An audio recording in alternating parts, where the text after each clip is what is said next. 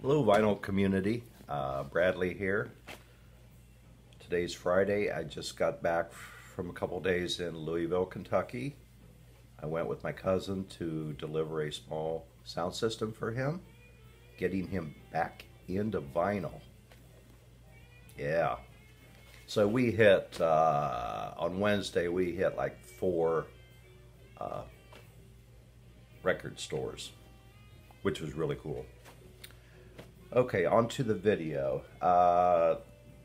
This video is in response to Jeff Party's 10 jazz albums, not essential or most popular or anything, just 10 jazz albums you like.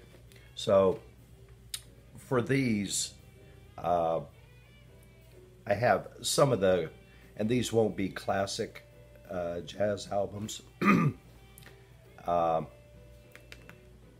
which I have those on compact disc, you know, the top 5 jazz albums of all time. And so I will stick strictly with vinyl for this. So the first is this is a 10-inch EP. A Night at Birdland by the Art Blakey Quintet. I got that right.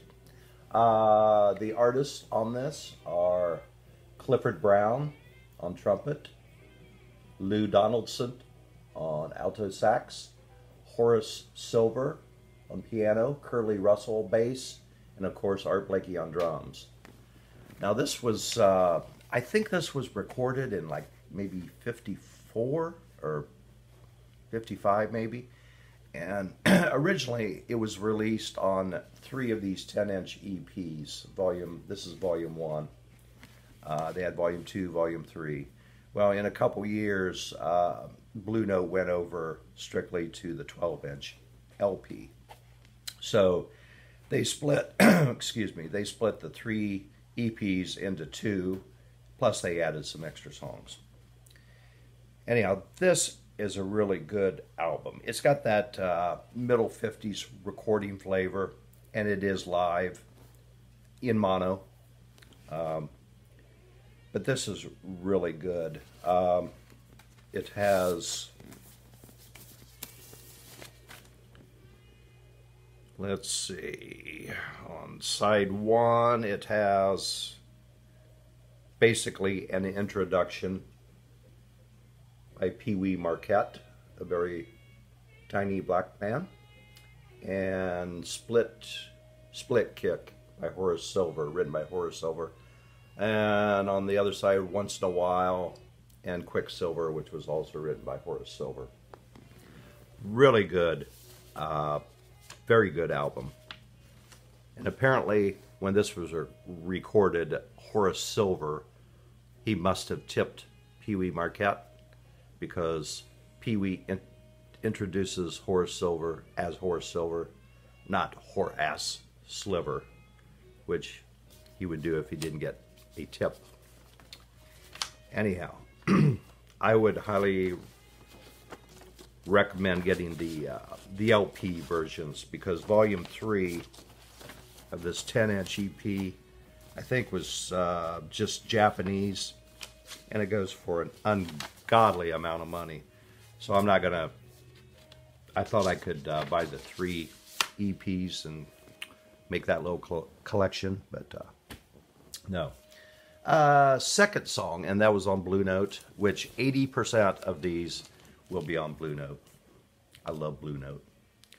The second is The Best of Cannonball Adderley. Actually, I've been looking for a clean copy of Cannonball. I think it was called Merci, Merci, Merci, recorded live at the club in Chicago. I ran across one in Louisville, but it looked pretty scuffed up, so, and it didn't sell for that much. So I'm gonna wait till I can get a good copy. So the best of it includes, I believe, probably 3 songs off of that Merci, Merci, Merci album. Which briefly, if you aren't familiar with the Merci, Merci, Merci album, that was recorded in the Capitol Studios in Los Angeles. If you've ever been out there, it's the round building where it looks like a stack of records to me with a spindle on top, antenna or whatever. But on the actual album, it was said to have been recorded at the Club in Chicago, who a friend of Cannonball's owned, and that was just a drum up business. It was really recorded in the Capitol Studios, although they had a fairly large live audience, who they were sounds like they were having quite the party. So of course it's I really like Nat Adderley wrote Jive Samba. That's the first song, and I believe that must be on that live album. Really good. I love that song. And of course it's got Merci, Merci, Merci by Joseph Zawinul, wrote that. Good musicians on this album, both Adderleys, Yusef Lateef, Joseph Zawinul, Sam Jones bass, Louis Hayes on drums. So that's one of my favorite jazz albums. I like that live sound, and the audience in this one was turned up pretty loud. Next is a Sonny Clark album. I didn't know which way to go on this. I've got 2 of them. Cool Struttin', which I love that album cover, and I love the album. This one is Leapin' and Lopin' by Sonny Clark. It's got Tommy Turrentine on trumpet, Charlie Rouse and Ike Quebec on tenor saxes, which I think Ike is on one song. Sonny Clark, of course, piano, Butch Warren bass, Billy Higgins drums. I like either one of these Sonny Clark albums. I'm not sure when this was recorded. I think this was recorded in the late 50s, I think. Maybe before Cool Struttin', or maybe I don't know, maybe I have that turned around. So anyhow, the only song that Ike Quebec plays tenor sax is on the first side. Second song, Deep in a Dream. It's a slow song, very good. Ike Quebec, I've only got one of his albums, Blue and Sentimental. Really good ballad saxophonist. His sound was so smooth. So he's really good at ballads, and he went on. He was kind of like a talent scout for Blue Note Records. He would help with arrangements and everything. So obviously he was very talented. But anyhow, this album, I would definitely recommend that to anybody, because I had to include a Sonny Clark album. Next album. What label do you think it's on? If you guessed Blue Note, correct. Idle Moments by Grant Green. This has Joe Henderson on tenor sax, Bobby Hutcherson on vibes, Grant Green guitar, Duke Pearson on piano, which he wrote a few of the songs, Bob Crenshaw bass, and Al Harwood on drums.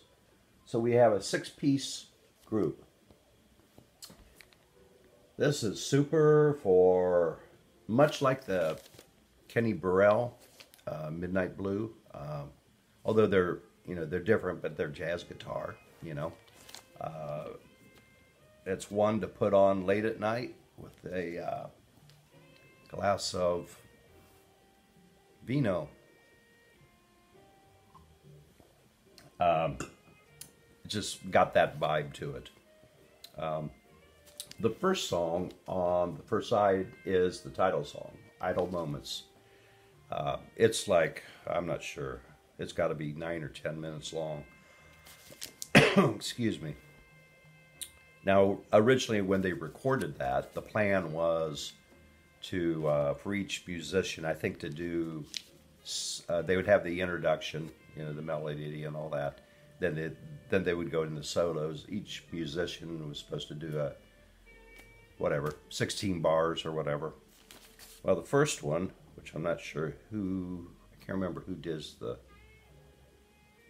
oh, it was probably Grant Green, I think, that did the first solo. He went 32 bars. So, and I'm not sure who did the next. Bobby Hutcherson, maybe? Or maybe, I don't know, maybe it was Henderson. I think it was Henderson. And so he went on for 32 bars and all the way through. Bobby Hutcherson, probably Cranshaw on bass too, you know. But this is really good stuff. It's very highly recommended. That's a good album. Next album, picked this up a few months ago. Got a really good price on the used, and it's a good copy, except for there's one loud pop on side 3, whatever. 2 record set. Keith Jarrett, the Cologne concert. And as I said on one of my other videos, I was not really familiar with this album, although I think it sold 3.5 million copies. So anyhow, I put it on, and it's truly amazing. It's just him improvising in front of a concert audience in, well, Cologne. It was the Opera House. It takes you, starts out just kind of normal, mellow, but it'll take you on a complete ride through your emotions, you know. Sometimes it just kind of makes you happy. Other times he slows it down, maybe goes with a minor chord motif or whatever. And it's almost depressing, and then he'll take you to another emotion. It's amazing how he does that. And actually, when it was recorded, it was promoted by I think the kid, a German kid, was 17 years old. And somehow he was able to rent this opera house, I think it was like 12 o'clock on a Saturday evening, out after probably one of their main operas had been staged earlier that night. So it was the only time the concert hall was available, and it was a sellout. Anyhow, they arranged for a piano for Jarrett, and I think they had 2 of them, and they must have got rid of the wrong one. So the one they were left with was like basically a pretty shitty piano with bad sound. So Jarrett was kind of messing around with it all day, and they had this sound recording equipment already set up. So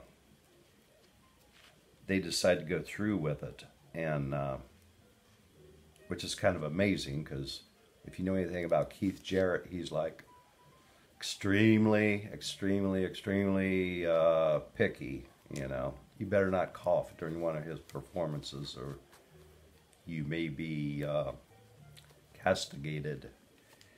But anyhow, this I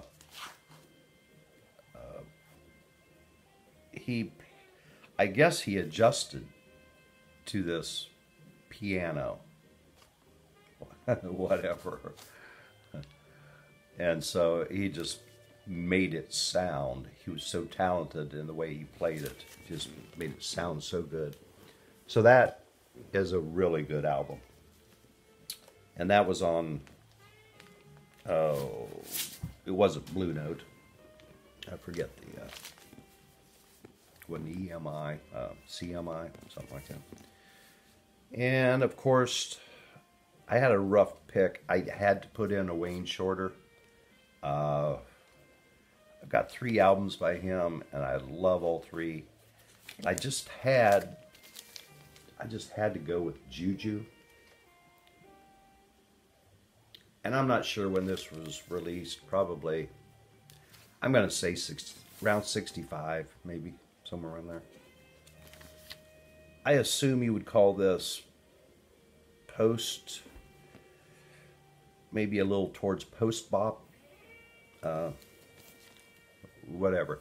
So it's got Wayne Shorter on tenor sax, McCoy Tyner on piano, Reginald Workman on bass, and Elvin Jones on drums. Like a really good group. Wayne Shorter wrote, well, all 6 songs on here. And he just has a knack for writing catchy, good melodies. And from there, of course, you do your improvisation. Juju, the title song, is fantastic. House of Jade, which I believe he was into Buddhism. Mahjong has kind of like a Oriental sound to it. It'd be really good on a late night or rainy day. But this is really good stuff. Really good stuff. But any Wayne Shorter, to me, is good. Next album. I think I've got a few Hank Mobley. This is reissued from Blue Note. Hank Mobley, Soul Station. Hank Mobley on tenor sax, Wynton Kelly on piano, Paul Chambers bass, and Art Blakey on drums. This is a really, really, really good hard bop album. In fact, for people getting into jazz, I think I'd definitely put this on the list. And when I started getting into jazz not too long ago, I had no idea who Hank Mobley was. But I saw he was re-released on the Blue Note 75th anniversaries, and I checked on his sound and liked it. This has Remember is the first song. This I Dig of You, fantastic. Dig Dis is the third. I mean, you can actually, you can dance to this album. That's how, you know, how alive it is. I like Mobley's style. Sounds really good. And he never got his due, you know, like Coltrane or any of those.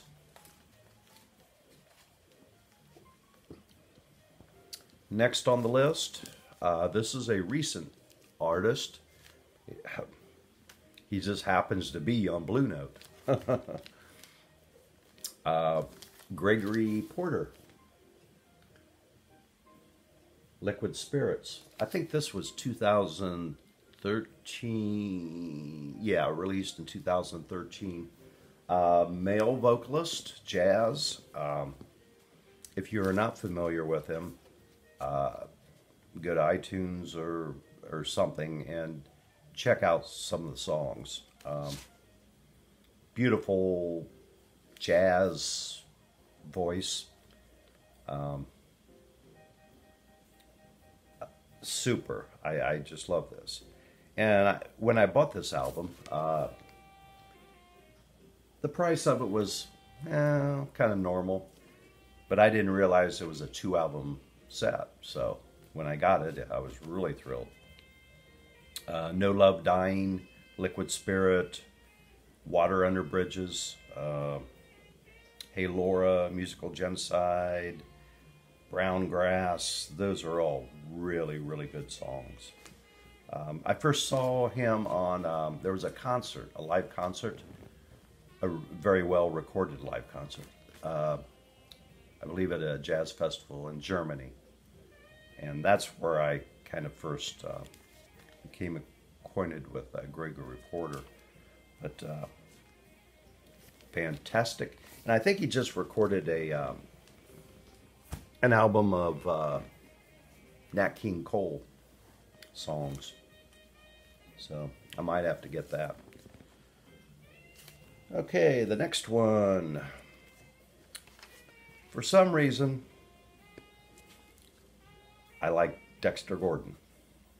I don't know, I probably have 5 or 6 albums by him. So it was kind of hard choosing. I could go with Go, his probably his most popular album, but that's kind of high on the list of classics. So, and it's a great album, but I'll stay away from that. This one is Dexter Gordon, A Swingin' Affair. Of course, it's on Blue Note. Now this, I believe, I think it might have been recorded in '62 or something. It's got Dexter Gordon, tenor sax, Sonny Clark piano, Sonny Clark, I love him, Butch Warren on bass, Billy Higgins on drums. This is excellent, as are, in my opinion, all Dexter Gordon albums. Now this was recorded, I'm sure it was recorded before he left America in the, I don't know, it might have been not too long after this album, in the early 60s, and went to live in, I think, France, and then Scandinavia, I think either Stockholm or Copenhagen, Denmark, I'm not sure. It was a combination of things, you know.